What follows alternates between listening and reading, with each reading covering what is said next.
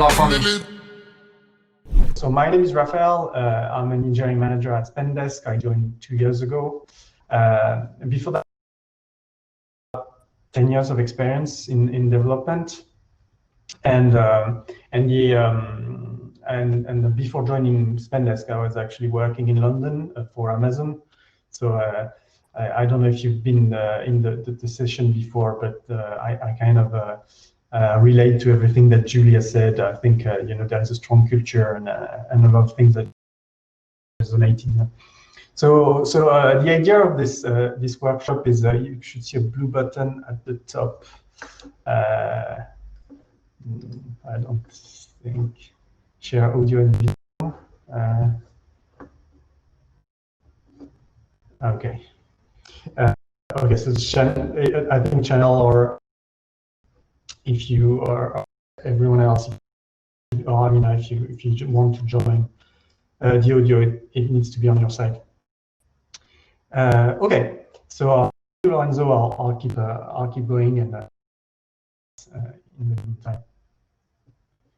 So the idea is of this workshop is to give you three tools that are like actionable things that you can live with and use them as starting tomorrow in any of your onboarding. So to give you like concrete examples, and the first thing before I'm going to give you these three tools is to explain you why onboarding are important. For me, onboarding are essential for three reasons. And I'm pretty sure you'll kind of join me on that. So the first one is the ramp up. Okay, so simply we want people to be able to do their job correctly, and they will need to be familiar with new tools or with some kind of knowledge they didn't have in the past.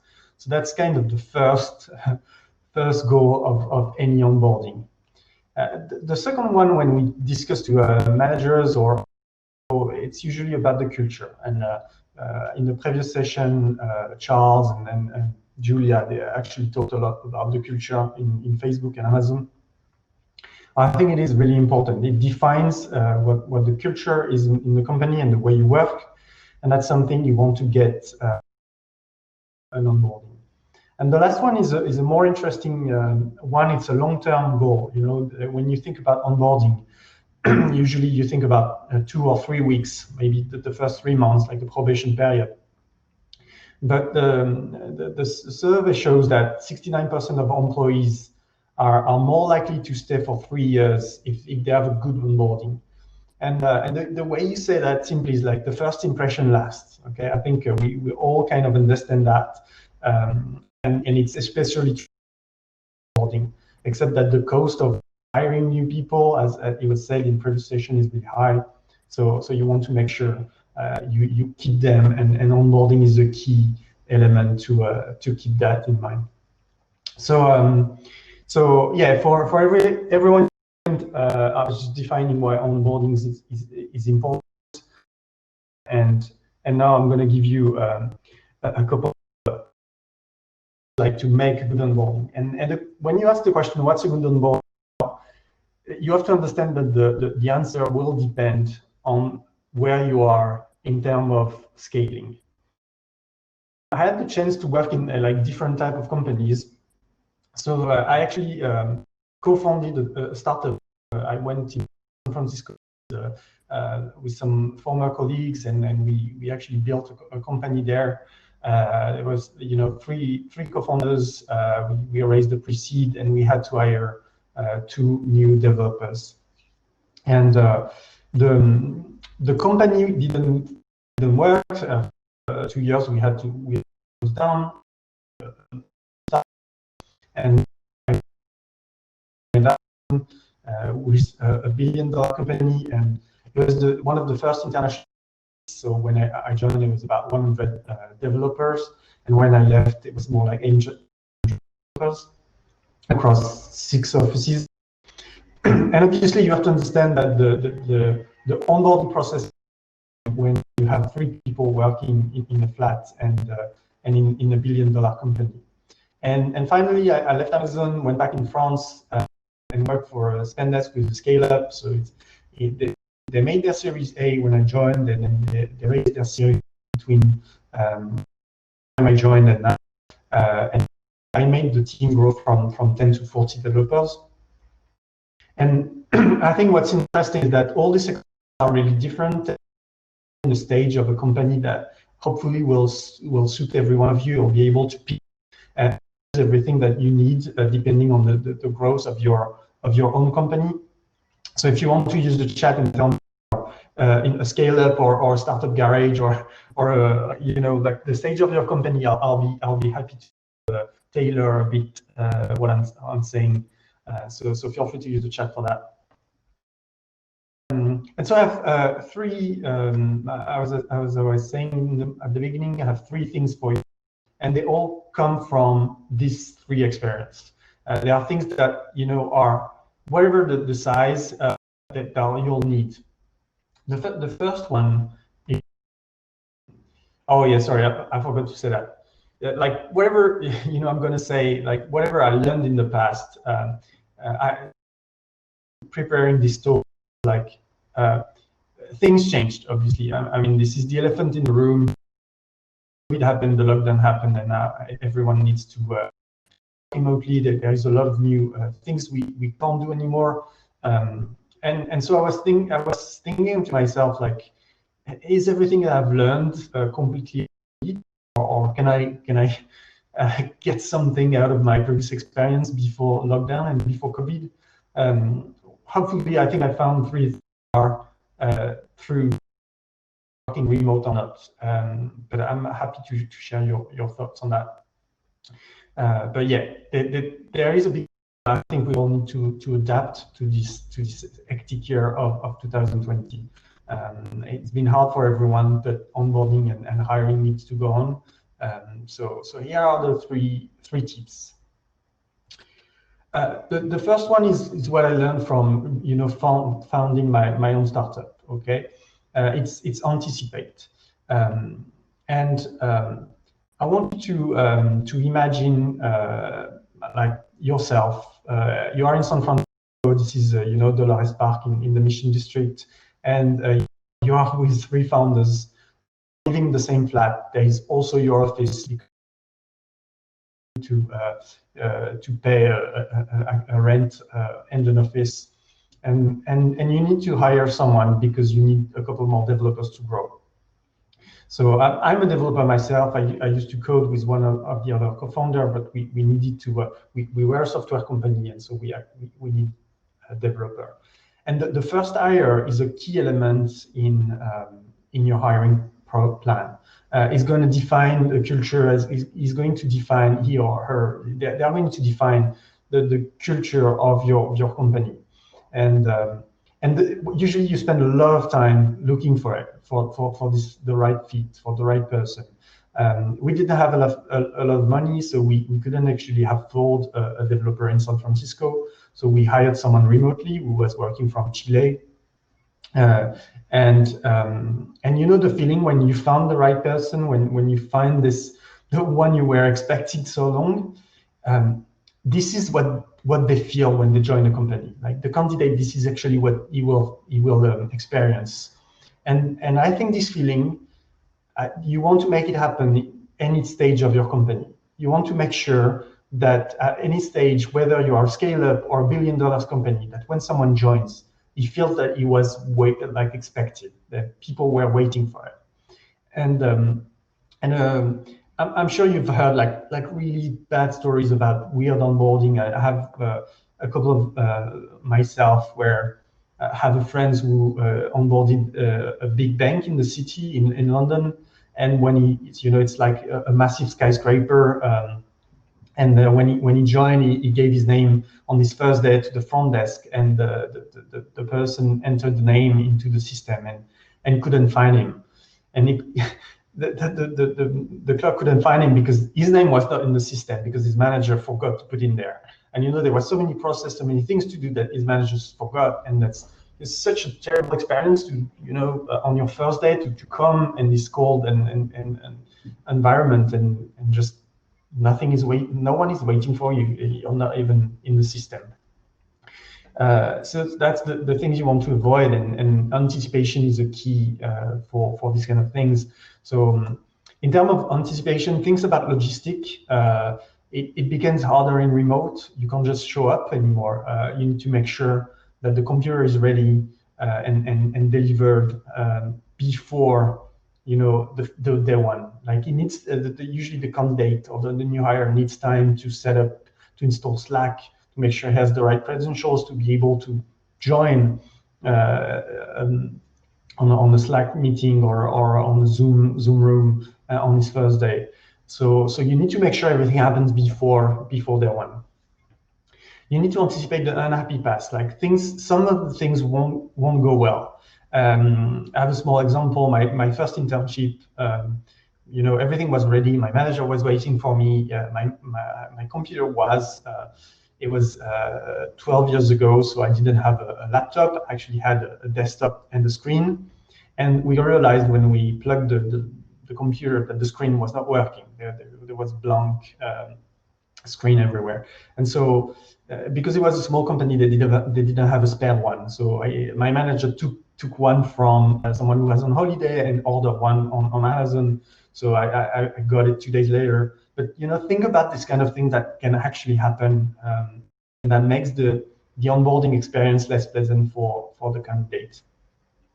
And the last advice when I say anticipate is onboarding starts before day one. Okay, so it's not just it's not just the candidate showing up and you making the onboarding. You want to make sure you send an email before, reminding him what we expect from him on the first day, what he should do, where he should connect, things that make sure you call him. That's actually a nice touch to kind of introduce yourself, especially when a while between the hiring process and the first day. It can take up to 3 months in France. So for a candidate to join, so we want to make sure you start the onboarding machine way before day one. So that was the first tip that I learned from funding my own startup. But as I said, after that, I joined Amazon, and Amazon is a completely different story, and that's something I kind of joined Amazon. When you work in the same apartment, in the same office, when you want to make a change, you just say it out loud in the open space or in the living room, and everyone is aware of the change, and there is no communication issue because everyone knows everything. And as I joined Amazon, I thought, okay, well, it's going to be overwhelming in some ways. And the way they fix that is by having a really clear structure. And when I joined Amazon in London, this is the building I joined. This is my first day building. It's 400 employees, four stories. And when I left 5 years later, this is the Amazon office. So it was 15-story high, 6,000 employees. And you can imagine that they need a system that actually scale. The onboarding needs to be well planned and well structured, so it actually scale to the size of Amazon. And I think it's true for any startup. It's way better to start with an onboarding process that is structured enough so it can scale. So the way they call that is at Amazon, at the bootcamp. The way I call it is the checklist. Okay, I actually just build a checklist of things for new hire, because it's going to be overwhelming for them. I can remember that, and I want to make sure that they feel that they are going through a process that leads up, and that there is some kind of progress.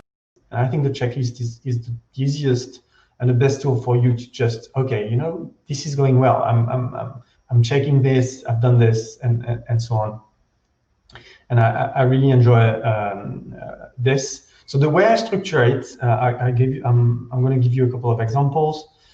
The first day is completely laid out. It's like, okay, you need to install Slack, you need to attend the CEO workshop at 2 p.m., ask the VPN access to this person, and this link to read about Spendesk. So I'm going to give them structure So they don't have to think, and they just, there is no ambiguity at all in the checklist. And on the second day, same thing. There is an important balance to find. It's what I call control versus freedom. So you want to start with no ambiguity because there is already too many options. So you want to make sure at least that they can progress without having too many things in mind. However, I don't tell them when to do things. I just tell them, you know what, organize your own time. This is the checklist you have to do, except for the CEO meeting with at 2 a.m. because the CEO is only available at 2 a.m. At 2 p.m. The other, you do whatever you want, when you want, and you organize your own time.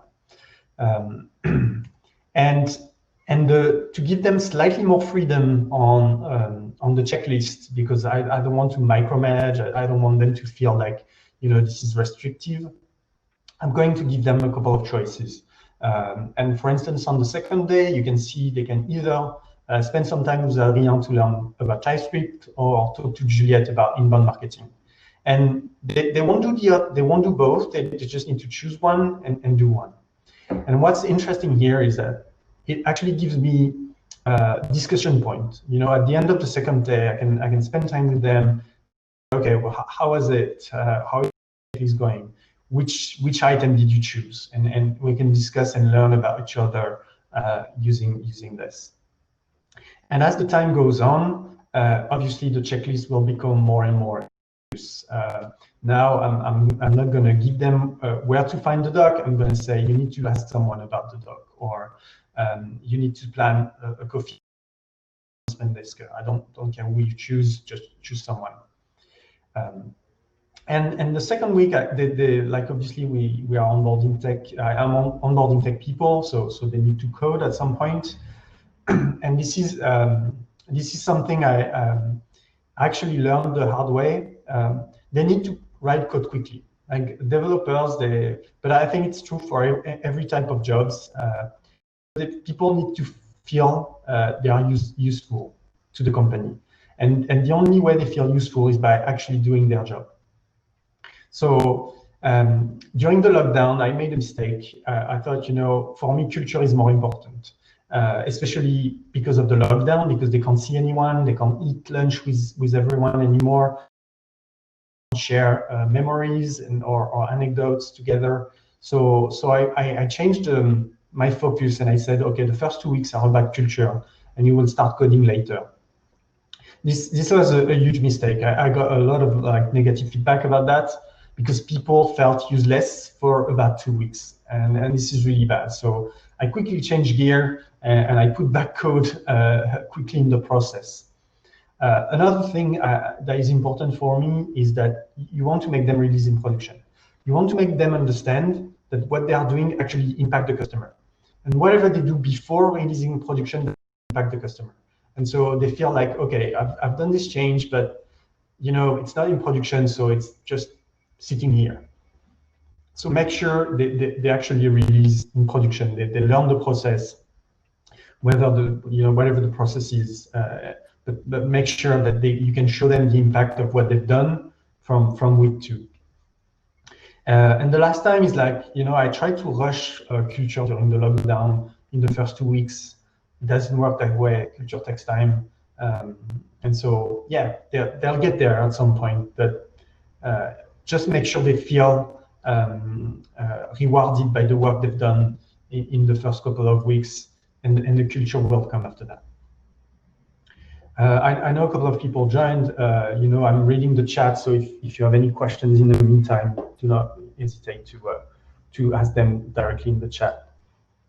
And so last couple of advice about how to build a structure. Remember that it's harder for them than it's harder for you. So remember what it was to join a company, and now think about it's 10 times harder because they have to do it on remote. They can't see anymore. They can't see their colleagues. They can't see their friends. So it's harder for you to onboard people in remote. It's harder for them. And last tip, and I'm almost on time. So this is the lesson from Spendesk, Scale Up. involve the team. And what I like about the, there is a sentence I like. It's called "It takes a village to raise a child," and I kind of like this when you think about onboarding. We put a lot of pressure on the managers, and we expect the manager to do all the onboarding and make sure everything is going well with new hire. I think it's actually a mistake. We are a key part of the onboarding, obviously, but you want to make sure everyone is involved, and not just the team, not just the engineering team, like everyone, marketing, sales.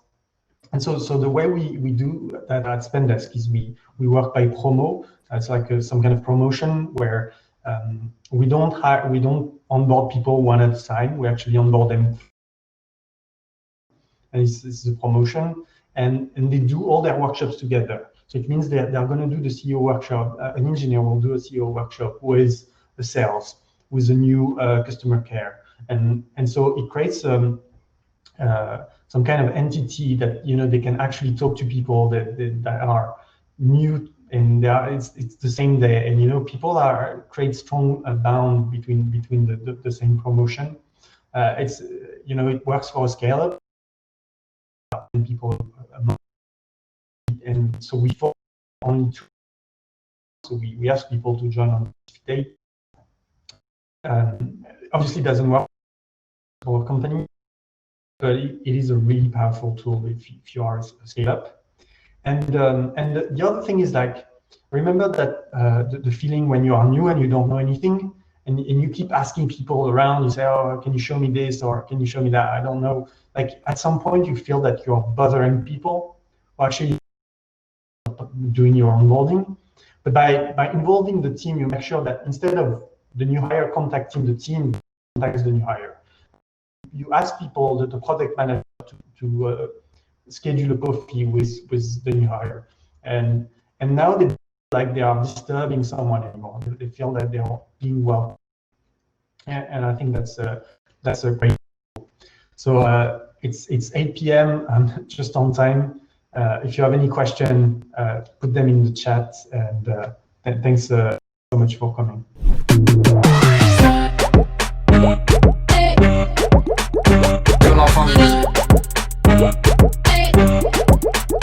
Que la famille.